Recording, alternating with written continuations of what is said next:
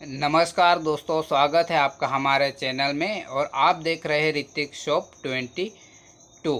बहुत दिनों के बाद हम वीडियो बना रहे हैं। काम के चक्कर में हम वीडियो नहीं बना पा रहे थे, लेकिन फाइनली आज वीडियो हम लेकर आए हैं। तो जो आपने थंबनेल देखा ही होगा कि वीडियो आज हम जो हमारे साथ ऑनलाइन धोखाधड़ी फ्रॉड हो गया उस बारे में डिटेल में बात करने वाले हैं। यानी जो हमारा 7,499 रुपये का जो फ्रॉड हुआ हमारे साथ, वो कैसे हो गया। तो वीडियो पूरा देखिएगा, स्किप मत कीजिएगा, क्योंकि जब आपके साथ भी कभी ऐसा हो जाता है तो फिर आप इधर उधर ढूंढते हैं और समझते हैं कि क्या करूं। इसलिए आप ये जो वीडियो पूरा देखिएगा कि धोखाधड़ी करने वाले जो फ्रॉड लोग होते हैं वो कैसे कैसे बेवकूफ़ बनाते हैं और क्या क्या बहाना बनाते, क्या क्या कारण रीज़न बताते हैं आपको। क्योंकि मैं 2015 से फ़ोन पे चला रहा हूँ, ऐसा कभी भी नहीं हुआ है हमारा एक भी रुपया इनवैलिड तरीके से कभी भी डिडक्ट नहीं हुआ। लेकिन फिर भी जो 2 से ढाई महीने पहले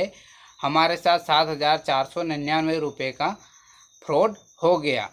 तो मेरे साथ यदि फ्रॉड हो सकता है तो मैं ये समझ सकता हूँ कि ऐसे फ्रॉड करने वाले जो लोग हैं वो किसी को भी बेवकूफ़ बना सकते हैं, वो चाहे कितने भी पढ़े लिखे क्यों ना हो।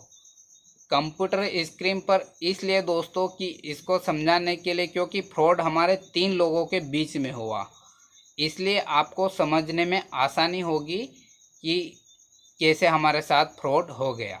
तो चलिए, हम हमारी कंप्यूटर स्क्रीन पर आ चुके हैं और सामने आपको ये चित्र दिख रहा है, यानी डायग्राम दिख रहा है। अब इसमें आपको समझाता हूँ कि कैसे फ्रॉड हुआ।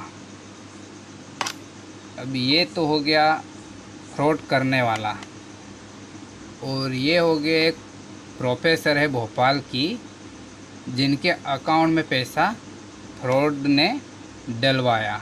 और ये हो गया मैं, पैसे डालने वाला। और ये हो गया एक मेरा फ्रेंड, ये मेरा जाति भाई ही है, लेकिन पहले फ्रॉड ने कॉल इसके पास किया और इसको पूछा कि आप फ़ोन पे वगैरह चलाते हैं या नहीं। अब ये फ़ोन पे नहीं चलाता था, लेकिन इसको कॉल किया इसने, इसका रिश्तेदार बन के, यानी रिलेटिव बन के। इसका एक रिश्तेदार है, दूर रहता है, बहुत दूर, 300-400 किलोमीटर दूर। तो इस फ्रॉड ने एआई यानी आर्टिफिशियल इंटेलिजेंस जो होता है, एआई टूल का इस्तेमाल करके वॉइस चेंज किया। अब इसने पता नहीं इसका जो ओरिजिनल रिश्तेदार है उसकी आवाज़ के कॉपी कहाँ से किया, क्या किया, ये पता नहीं, लेकिन इसने उसकी आवाज़ में इसका रिश्तेदार बनकर इसको कॉल किया कि मैं अस्पताल में हूँ, इमरजेंसी है और फ़ोन पे पैसे डलवाना है, मैं आपके फ़ोन में पैसे डाल रहा हूँ। तो ये फ़ोन पे चलाता नहीं था, यानी डिजिटल जो सेवा है फ़ोन पे वगैरह की, वो नहीं चलाता था। इसने मुझे कॉल किया कि जो मेरे काका जी है उनको अस्पताल में एक जगह पैसे डालना है, वो आपके अकाउंट में पैसे डाल रहे हैं तो उनको ट्रांसफ़र कर देना। तो क्योंकि मैं इसको अच्छी तरह से जानता हूँ, एक ही जगह रहते हैं, पास पास में ही घर है, तो मैंने बोला ठीक है, डाल दूँगा, मैं पैसे आएंगे तो मैं ट्रांसफ़र कर दूँगा। तो इसने वापस इस फ्रॉड को कॉल किया और मेरा नंबर दिया कि ये इस नंबर से ट्रांसफ़र हो जाएगा, इस नंबर पर पैसे डाल दो। तब इस फ्रॉड ने वापस मेरे पास कॉल किया।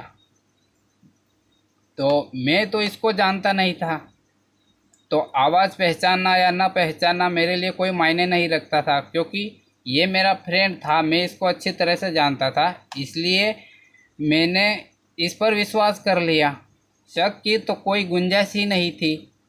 तो इसने मेरे मोबाइल नंबर पर 35 हज़ार के 2 मैसेज ड्रॉप किए, और वो मैसेज कैसे ड्रॉप किया, क्या किया, पता नहीं, ये फ्रॉड ही जानता है। लेकिन मेरे मोबाइल में तत्काल एक के बाद एक 2 मैसेज आए, 35 हज़ार रुपये के एनएफटी आया। लेकिन जब मैंने बैलेंस चेक किया तो मेरे अकाउंट में बैलेंस नहीं दिखा रहा था। फिर मैंने इसको वापस कॉल किया कि भाई साहब, जो आपने पैसे डाले हैं वो तो मेरे अकाउंट में दिखाई नहीं रहे, चेक किया मैंने, शो नहीं कर रहा है। तो इन भाई साहब का कहना था कि जो मैंने बैलेंस डाला है वो अकाउंट में डाला और एनएफटी किया है, तो हो सकता है थोड़ी देर बाद शो हो जाए, लेकिन मुझे अभी इमरजेंसी है, तो आप 10,000 रुपये तुरंत ट्रांसफ़र कर दो, मैं एक नंबर दे रहा हूँ उस पर। तो उन्होंने इस मैडम का नंबर दिया, ये एक प्रोफेसर है। अब इनका नंबर इनके पास कैसे आया कि इन्होंने जो फ्रॉड करने वाले हैं, इन्होंने पहले ही इनको बोल रखा था है कि हम आपके कॉलेज में एडमिशन कराने वाले हैं, तो आपका नंबर दे दीजिए, हम आपके अकाउंट में ऑनलाइन पेमेंट ट्रांसफ़र करेंगे। तो इसलिए उन्होंने पहले से ही सेटिंग जमा रखी थी और इनका नंबर किसी भी फ्रॉड करने पर जो पेमेंट डलवाने का है वो इन नंबर पर डलवाने का इनका प्लान था। तो इनका नंबर दिया मेरे को, तो इस पर मैंने जो पहली जो अमाउंट डाला वो 2500 रुपये का ट्रांसफ़र किया, क्योंकि मेरे अकाउंट में बैलेंस उतना था ही नहीं। 400 या 500 रुपये शायद मेरे अकाउंट में होगा, लेकिन मैंने इमरजेंसी में फिर दूसरे से डलवाया उधार लेके और इनके अकाउंट में 2500 रुपये ट्रांसफ़र किए। उसके बाद 10 से 15 मिनट होने के बाद फिर भी बैलेंस शो नहीं हुआ। फिर मैंने इनको कॉल किया तो इनका फिर वही जवाब था कि हो सकता कुछ सर्वर इशू हो, यानी टेक्निकल प्रॉब्लम है, या ऐसे तमाम तरह तरह के बहाने बना रहे थे। इस बीच मैंने मेरे फ्रेंड को भी कॉल किया, क्योंकि मुझे इनकी जो आवाज़, ये बोल चाल का तरीका था, वो मुझे कुछ शंका होने लगी उसमें। फिर मैंने इसको कॉल किया वापस, है तुझे पक्का मालूम है नहीं कि ये आपका काका जी है या जो आपका रिश्तेदार है वही है? तो इसने बोला हाँ।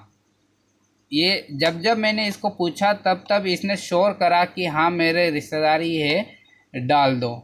जो फ्रॉड करने वाला है बार बार कॉल करके परेशान कर रहा था, मुझे जल्दी है, मुझे अस्पताल में पैसे ट्रांसफ़र करना है, तो इसलिए आप कुछ भी करके किसी से उधार लेके या फिर मार्केट में जाकर मुझे फटाफट डलवा दो, आपके अकाउंट में बैलेंस मैंने डाल दिया, वो शो हो जाएगा। तो मेरे पास जो कैश था वो लेकर मैं मार्केट गया और वहाँ से 2500 रुपये फिर इनको डाले। देखो एक बात मैं आपको बहुत इम्पोर्टेंट बता दूं कि जो फ्रॉड करने वाले हैं वो कभी भी आपको सोचने समझने का टाइम नहीं देंगे। कॉल पर कॉल करेंगे, अस्पताल का है या पुलिस का है या इसने वो पकड़ लिया, एक्सीडेंट हो गया, या कुछ भी बहाना बनाएंगे, लेकिन आपको फ़ोन पर फ़ोन लगाएंगे, सोचने का मौका ही नहीं देंगे कि क्या सही है क्या गलत है। तो इस बात का हमेशा विशेष ध्यान रखें। फिर इसका वही नाटक, और इस बीच मैंने फिर इसको फ़ोन लगा के पूछा मेरे फ्रेंड को, तो फिर इसका वही जवाब था कि हाँ मेरे काका जी की जो दुकान है उनका लड़का है, उनसे उधार लेकर फिर कियोस्क पर गया और फिर इनके अकाउंट में 2,499 रुपये डाले। इसके बाद मैंने इसको फ़ोन करके बोल दिया कि अब मेरे पास एक भी रुपया नहीं है और चाहे जो हो मैं एक भी रुपया अब नहीं डालूँगा, क्योंकि ये पेमेंट जो 35 हज़ार रुपये का जो मैसेज आया था ये अभी तक शो नहीं हुआ था, क्योंकि हकीकत में ये अकाउंट में आया ही नहीं था, केवल फ्रॉड तरीके से मैसेज आया था। जैसे ये 7,499 रुपये इनके अकाउंट में गए, उसके 1-2 मिनट बाद इनका फ़ोन बंद हो गया, यानी बंद आना चालू हो गया। देन में फिर इसको फ़ोन लगाया मैंने और सारी बात बताई, ये प्रॉब्लम है। फिर इसको भी डाउट हुआ और फिर इसने फ़ोन लगाया, दूसरे मोबाइल से फ़ोन लगाया। करीब आधे 1 घंटे बाद इसको भी पता चला कि फ्रॉड हो गया। जो मैंने 7,499 रुपये डाले थे वो गए, लेकिन मैंने बीच बीच में 4 से 5 बार इसको कॉल करके बताया था कि मुझे ठीक नहीं लग रहा है, कुछ गड़बड़ है इनकी आवाज़, इनकी बातों में, लेकिन ये नहीं माना था। तो मैंने डाल दिया, क्योंकि मेरा पैसा तो इनसे लेना था, मुझे इनसे और इनसे कोई मतलब नहीं था। 1 घंटे या सवा घंटे बाद साइबर कैफ़े का कस्टमर केयर नंबर निकाला ऑनलाइन। उसके बाद मैंने शिकायत दर्ज करवाई, क्योंकि मैंने कियोस्क पर जाकर भी मेरे मोबाइल में डलवा कर फिर मेरे मोबाइल से इनको ट्रांसफ़र किया था, तो इसलिए मेरे पास फ़ोन पे पर सारा रिकॉर्ड था, यूटीआर नंबर वगैरह स्क्रीनशॉट सभी था। तो वो मैंने जो साइबर सेल होता है, कस्टमर केयर नंबर होता है, उनको सारी डिटेल बताई और कंप्लेन रेज करवाई। तो कितने दिन बाद हमारा पैसा वापस आया या नहीं आया, हमको मिला या नहीं मिला, साइबर सेल में कंप्लेन करना चाहिए या नहीं करना चाहिए, ये सब जानने के लिए अगला वीडियो आएगा, इसका पार्ट 2, क्योंकि वीडियो बहुत लंबा हो गया है। इसलिए हम अगले वीडियो में बताएंगे कि हमारे पैसे वापस आए या नहीं आए, साइबर सेल में कंप्लेन कैसे करते हैं, क्या क्या चीज़ें पूछते हैं और क्या क्या डॉक्यूमेंट लगते हैं, और कितना चांस है कि आपका जो पैसा है वो वापस आ जाएगा। ये सारा डिटेल हम अगले वीडियो में डिस्कस करेंगे।